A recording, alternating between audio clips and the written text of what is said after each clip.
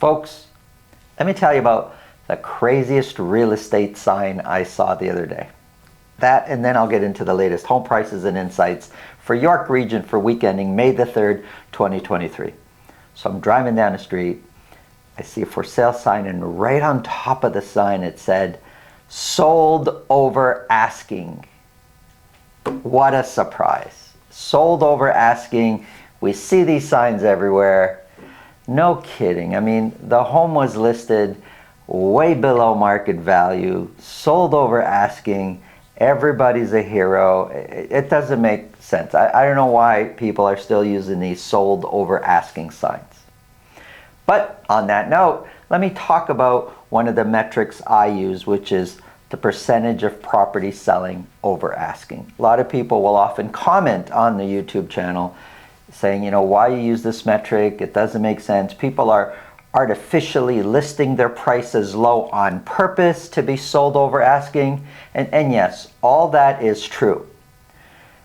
But the sheer fact that a seller or their agent are comfortable in listing below to generate attention and know, or let me put another way, have confidence that the market is going to have buyers competing to bid the price up to, really, let's just assume what it should sell for. The fact that the confidence is there is why I monitor this metric. And I don't see too many other people monitoring this metric or this data point. I do it. I've got to create the number from scratch and figure out what that percentage is. But I do it because it tells me how confident the market is. And we saw that as last year prices were coming down, the percentages of property selling over the list price, the percentages were low. And sometimes it reaches as low as 10% and 15%. Right now, it's 50%, 75%, 80, 90% in some neighborhoods. And again, that just speaks to the confidence of the market. It's not, I guess, an indication of legitimately priced at a certain point and buyers overbidding it. It's just a percentage point that tells me, hey, you know what? People are confident in pricing it low on purpose to get the price higher. That's why I monitor that metric. Again, it speaks to the confidence of the market. That's what it does. Actually, while we're on that point of looking at data, to me, the most important metric that I look at is called months of inventory. Let me explain months of inventory because many people get this wrong. I take the sold figure. I look at sold and I say, okay, now I happen to, on my charts, monitor solds on a weekly basis. But the metric is actually months of inventory. So I got to take that weekly sales figure and I've got to calculate if this is what we sold in a week, assuming that's the sales for right now at this snapshot moment in time, what's our sales going to be for the month? So I figure out that number. And then I look at not listings. Listings is important. However, I know a lot of people will look at listings and try to figure out months of inventory. You're going to get the wrong number. I look at what I call active listings, or the properties actually available for sale. And the reason to me that's more important than listings. Listings, you could figure out how many listings came up this month, but some of them have sold, new ones come on. There were properties listed last week that didn't sell, the week before that didn't sell, and so forth. So active listings tells me at this moment in time how many properties are actually available for sale. I take what's sold or what we're expected to sell for the month based on what's sold right now in a week. How many properties are actually available for sale? I divide solds into active listings. That gives me the months of inventory. So basically the number I'm looking at is if we continue to sell what we're selling for the month, how quickly will we be sold out of inventory that we currently have? Another way to look at it, solds, that's the demand. We know this is what we sold this week. So let's assume that's what we're going to sell for the next 4 weeks. That's demand. Active listings is supply. That's how many products we have on the shelf. If this amount of people want to buy, this is what we have available to sell them. How quickly will we be sold out? And the smaller that number is, the more pressure there is on the supply, which brings prices up.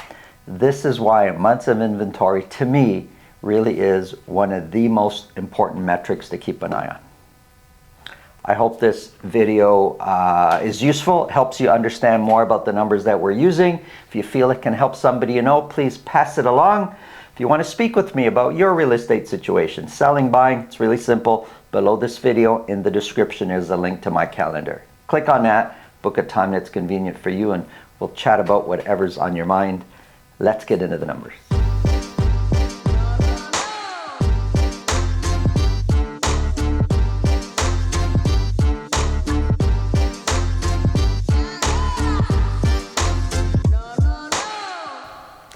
Go Leafs go. We live to fight another day. Get excited about that.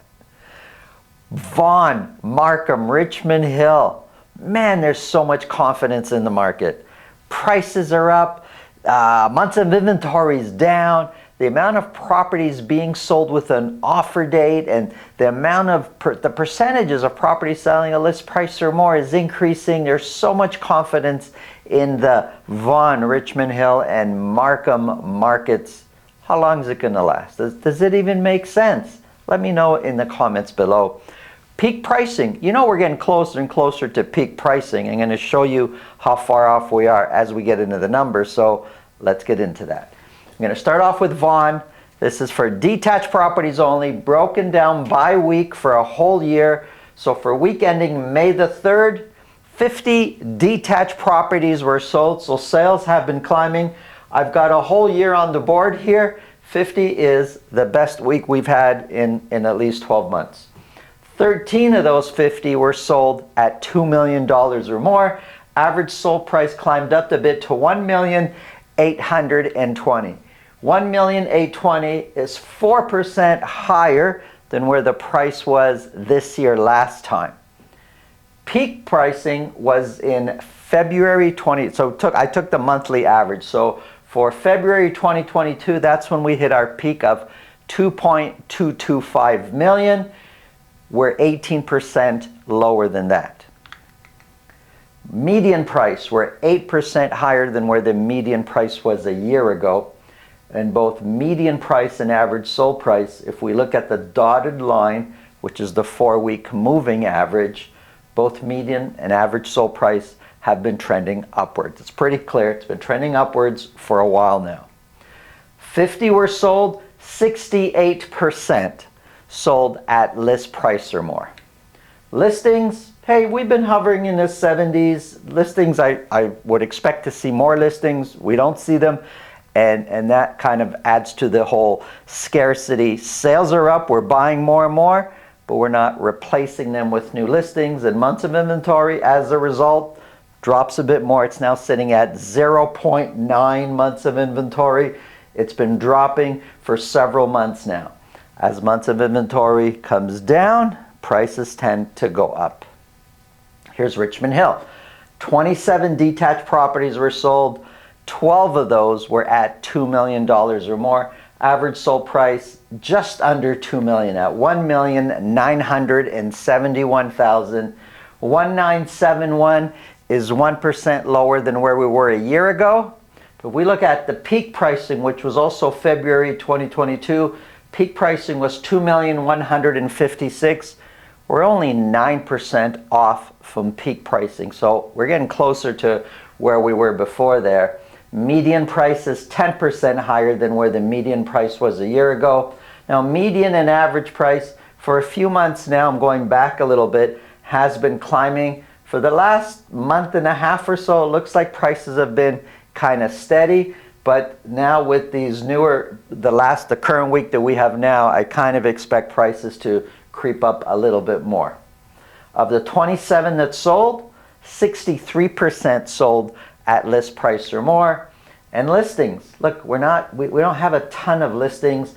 We see active listings just slightly creeping up a little bit. The months of inventory up a little bit. It's been climbing up for the last 3 weeks, but still we're at 1.3. To say that it's up, 1.3 is still quite low when it comes to months of inventory. Average days on market is 13. Here's Markham. Spoiler alert, Markham is outperforming Vaughan and Richmond Hill. So Markham, not a ton of sales. 45 were sold. 14 of those were at $2 million or more. Average sold price $1,988,000. 1,988 is 17% higher than what the average sold price was a year ago. Peak pricing was February 2022. February last year was $2.134 million. We're only 7% off of peak pricing. 7%, that's it. Median price is 8% higher than where it was a year ago.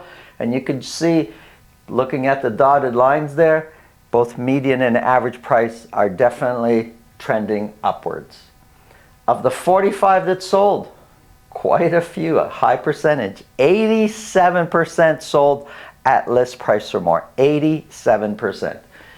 We were at 50%. Then we were in the 70%. Now we're hitting 80%.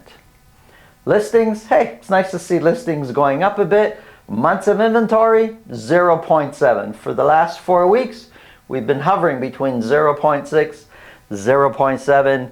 You're not going to see a lot of change. You're not going to feel a lot of change in the field between 0.6 and 0.7 months of inventory.